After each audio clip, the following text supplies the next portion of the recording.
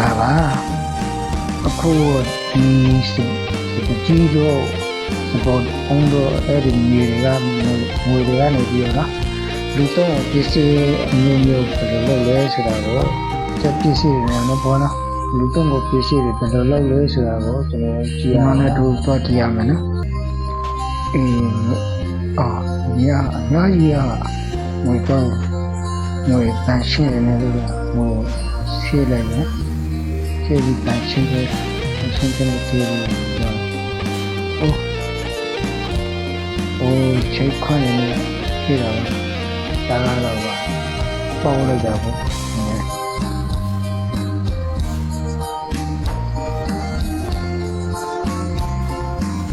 အချင်းနဲ့ထွက်လာပြီနော်အချင်းကြောက်လို့မကြောက်ကြဘူးလားကျက်တဲ့နဲ့ထားလိုက်ကြအောင်ကြီးမာရလေဆန်နဲ့နေပြီးတော့ကုန်းကနေပြီးခွဲအောင်တက်တိထားလိုက်တာအရေးခွန်ပါနေနော်ရှေးလည်းလာပြီးမောက်ထားရှေးတော့တာ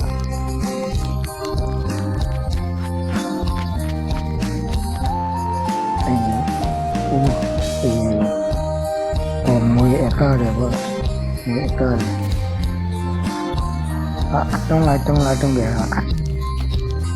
တုံးလိုက်တယ်တုံးလိုက်ပြီးတော့ပလတ်စတစ်အဲ့တော့ဖြစ်တယ်ပြီးတော့ရောက်မှာပဲစိတ်ကြီးနေတယ်စိတ်ကြီးနေလေးရတော့တာဆော်ရရခင်တော့ခင်တာအစီ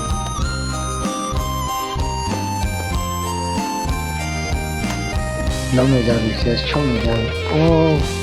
အဲ့တယ်နော်ဒီကနေ့တာပါလုံးနေကြတော့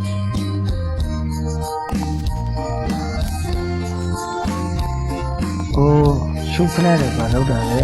ကြေးကြည့်ပါပဲငွေသားရနဲ့လောက်ထားတာဆိုတော့တော်ကြေးကြည့်ပါပဲဒါကပန်းတွေလေးလောက်တာပဲဈေးကြီးမှာပဲကပန်းတွေရောပိုက်ဆံမင်းကလေးကြိုက်တဲ့အဲ့ဒီရောဒီစေတော့အင်္ဂလိပ်လောက်တာပဲအင်္ဂလိပ်လည်းနေ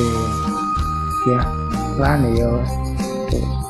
အနားတွေရောကပန်းတွေရောတအင်တွေရောရှုခနဲ့တွေရော